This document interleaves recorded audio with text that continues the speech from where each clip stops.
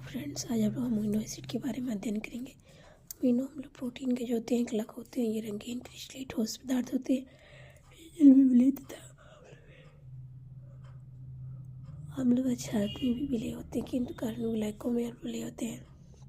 अधिकांश अमीनो अम्लों के गलनांक उच्च होते हैं। अमीनो अम्ल कार्बोक्सिलिक अम्लों के व्युत्पन्न होते हैं। इनमें कार्बन श्रृंखला के हाइड्रोजन परमाणु का जो NH2 समूह होता है द्वारा विस्थापन होता है।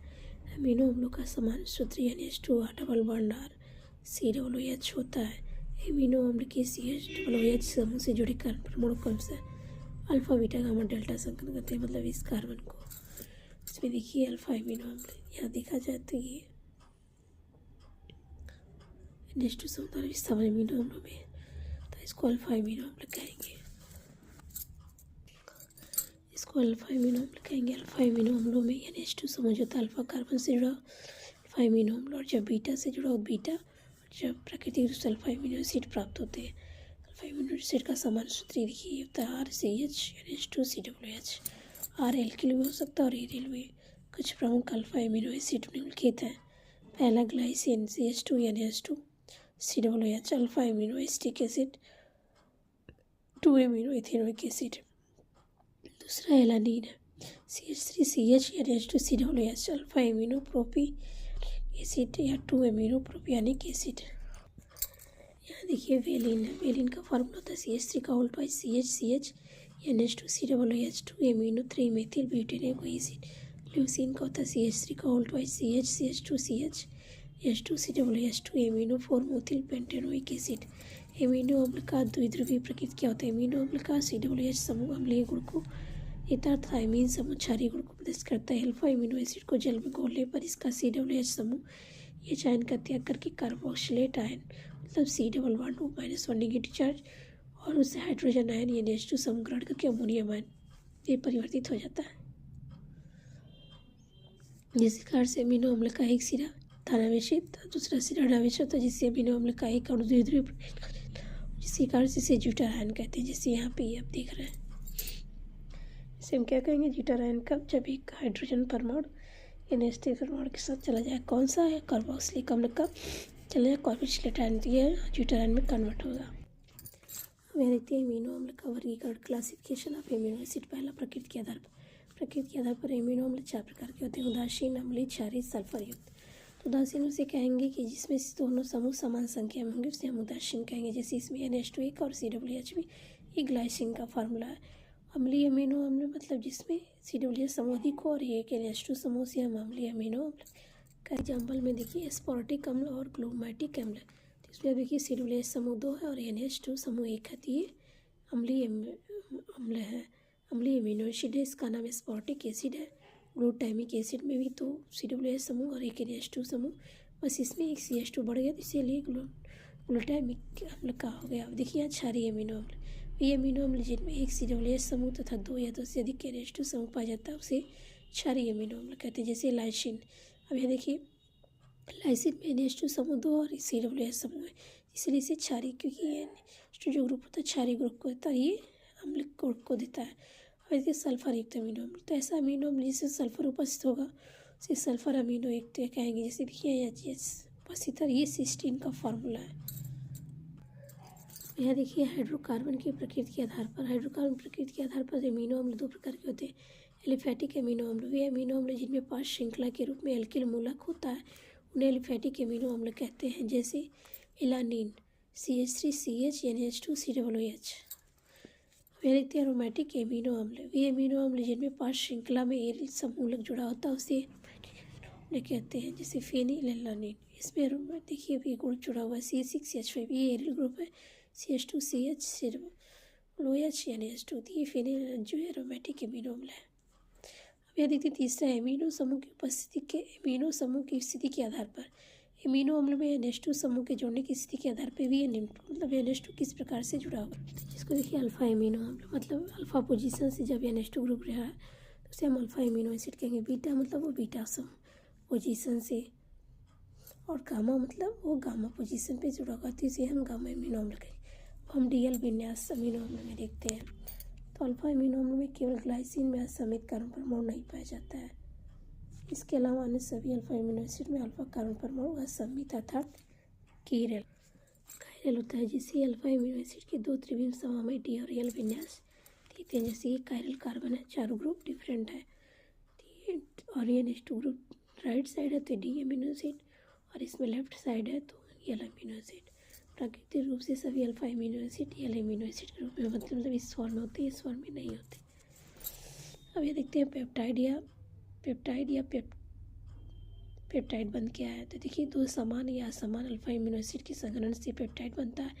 एक एमिनो अम्ल का NH2 समूह आपस में संयोग करके CONH बंध बनाता है, जिससे पेप्टाइड बंध कहते हैं तथा इसे डाइपेप्टाइड भी कहते हैं। जैसे देखिए ग्लाइसिन और इलानिन, यहाँ से वाटर मॉलिक्यूल का होगा निकलेगा और संघनन होगा CONH पेप्टाइड बंध बनेगा, जिससे हम डाइपेप्टाइड। फार्मूला किसका है? ग्लाइसिन और इलानिन का, जिसको हम शॉर्ट फॉर्म में GLYALA या GA लिखते हैं। 3 एमिनो अम्लों का आपस में पेप्टाइड बंधों द्वारा जुड़े होने पर ट्राईपेप्टाइड बनाता है। इसी प्रकार 4 एमिनो अम्लों का पेप्टाइड बंधों द्वारा जुड़े होने पर टेट्रापेप्टाइड बंध बनाता है। जैसे देखिए यहाँ पे एक मॉलिक्यूल और ये तीसरा यहाँ पे जगह नहीं थी, इसलिए हमने नीचे लिखा। दोनों में से 2 वाटर मॉलिक्यूल निकालेंगे तो यहाँ पे हमें ट्राईपेप्टाइड बंध प्राप्त होगा, क्योंकि इधर एक CONH ग्रुप, इधर एक CONH ग्रुप। ये ध्यान दीजिएगा। किसी बना एलानिल ग्लाइसिल फिनिल एलानिल, मतलब ये GPC बना है। अब यह देखते हैं पॉलीपेप्टाइड का बंधा। तो इसमें क्या था? 2 या समान, इसमें 2 या 2 से 10 अल्फा एमिनो एसिड के अणुओं के पेप्टाइड बंधों द्वारा जुड़े होने पर उन्हें ओलिगोपेप्टाइड बंध कहते हैं। 10 से अधिक कई अमीनो अम्लों को पेप्टाइड बंधों द्वारा जुड़े होने पर उन्हें पॉलीपेप्टाइड कहते हैं। जैसे NH2 और CH4 CONH। ये जो है ये गलत हो गया था, इसको मत मानिएगा। ये जो हमने डायरेक्ट कंप्लीट लाइन की थी ये सही है। और CON का हो मतलब ये मॉलिक्यूल जो होंगे वो यन टाइप्स के होंगे, क्योंकि यहाँ लिखा गया 2 से 10, तो इसको दिखाना आसान नहीं, तो इसलिए इसको शॉर्ट फॉर्म में होलियन NH RCH इस प्रकार से पॉलीपेप्टाइड बनता है। और पॉलीपेप्टाइड की एक सिरे पर स्वतंत्र NH2 समूह, दूसरी सिरे पर COOH समूह स्वतंत्र होता है। स्वतंत्र NH2 समूह वाले सिरे को N टर्मिनल और स्वतंत्र, तो इनका नाम लिखने के लिए N टर्मिनल के अमीनो एसिड से प्रारंभ करके कार्बन टर्मिनल एसिड के अंत पर करते हैं। इसका नाम लिखने के लिए अमीनो एसिड के अंत में आयन हटाकर YL जोड़ देते हैं और अंत के कार्बन टर्मिनल को अमीनो एसिड को C रूप में लिख देते हैं। अब यह देखिए प्रोटीन।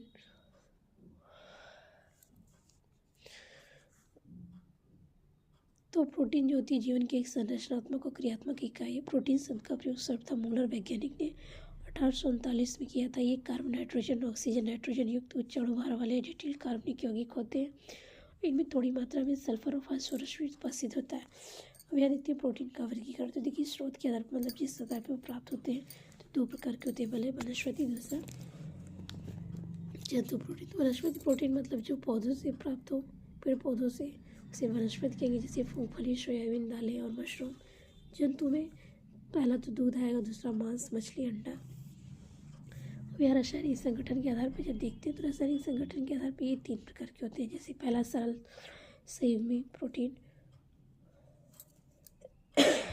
तो इसमें देखो ये प्रोटीन जो जल अपघटित होकर अल्फा एमिनो एसिड देते हैं, सरल प्रोटीन। जैसे एल्बुमिन जल में विलय, ये दूध, अंडा, सोयाबीन में पाया जाता है। संयुग्मी प्रोटीन जो जल अपघटित होकर अल्फा एमिनो एसिड साथ अप्रोटीन भाग भी देता है, उसे संयुग्मी प्रोटीन। और प्रोटीन भाग को प्रोस्थेटिक समूह भी कहते हैं। ये प्रोटीन के जैविक गुणों का, जैसे यहाँ देखिए example, glycoprotein carbohydrate plus protein में होता है, हीमोप्रोटीन हीमो प्लस प्रोटीन हीमोग्लोबिन में पाया जाता है, लाइपोप्रोटीन लिपिड प्लस प्रोटीन होता है, क्रोमोप्रोटीन क्रोमो प्लस प्रोटीन होता है, फॉस्फोप्रोटीन फॉस्फोरिक अम्ल प्लस प्रोटीन होता है। और तीसरा जो था व्युत्पन्न प्रोटीन, तो ये प्रोटीन जो सरल या संयुग्मी प्रोटीन के अम्ल क्षार या एंजाइम की उपस्थिति में आंशिक जल अपघटन से प्राप्त व्युत्पन्न प्रोटीन कहते हैं, जैसे प्रोस्थेटिक समूह। ये देखिए तीसरा आणविक संरचना के आधार पर प्रोटीन को आणविक संरचना के आधार पर निम्न 2 वर्गों में विभाजित किया जा सकता है। पहला रेशेदार प्रोटीन, फाइबर्स प्रोटीन। इस प्रकार की प्रोटीन रेखी धागे नुमा अणुओं की बनी होती है। इसमें विभिन्न पॉलीपेप्टाइड श्रृंखला परस्पर हाइड्रोजन बंधों या डाइसल्फाइड द्वारा जुड़ी होती है। जल में अविलय होती है परंतु प्रबल अम्ल क्षारों में विलय होती है। मुख्यतः संरचना। तो देखिए व्युत्पन्न प्रोटीन प्रोस्थेटिक आणविक संरचना के आधार प्रोटीन को आणविक संरचना के आधार पर निम्न वर्गों में विभाजित किया जा सकता है। पहला रेशेदार प्रोटीन, इस प्रकार की प्रोटीन को रेखीय धागेनुमा अणुओं की बनी होती है। इसमें विभिन्न पॉलीपेप्टाइड श्रृंखला हाइड्रोजन बंधु या डाइसल्फाइड द्वारा जुड़ी होती है। जल में विलय होती है परंतु प्रबल अम्ल और क्षारों में विलय होती है। मुख्यतः संरचनात्मक प्रोटीन होती है। एग्जाम्पल जैसे केराटिन त्वचा, बाल, नाखून, ऊन, पंख, सींग, खुर उपस्थित होती है। बायोसिन पेशियों में उपस्थित होती है। कोलेजन अस्थियों, उपास्थियों, दांतों, रुधिर वाहिनी की दीवार पाई जाती है। इलास्टिन लचीले ऊतकों और स्नायुओं में पाई जाती है। अब दूसरा है कणिकामय या दानेदार प्रोटीन। इस प्रकार के प्रोटीन में पॉलीपेप्टाइड अणु गोलाकार रूप में मुड़ जाते हैं और इसमें पॉलीपेप्टाइड श्रृंखला परस्पर हाइड्रोजन बंधों द्वारा जुड़ी रहती है, परंतु ये बंध जो होते हैं अपेक्षाकृत दुर्बल और निकलते हैं और ये जल में विलय, ये जल कामाक्षार, लवण विलयन अथवा अम्ल विलय में विलय होते हैं। कणिकामय प्रोटीन जीवधारियों में विभिन्न क्रियाओं को नियंत्रित करते हैं। उदाहरण आमाशय से स्रावित एंजाइम पेप्सिन पाचन में सहायक है। अग्नाशय स्रावित हार्मोन इंसुलिन ग्लूकोज के उपापचय का नियमन करता है। रुधिर में उपस्थित गामा ग्लोबुलिन बाह्य संक्रमण से शरीर की रक्षा करता है। रुधिर में उपस्थित फेफड़े से O2 को तक परिवहन करता है। तो आज यहीं तक, और प्रोटीन की संरचना को कल हम लोग देखेंगे।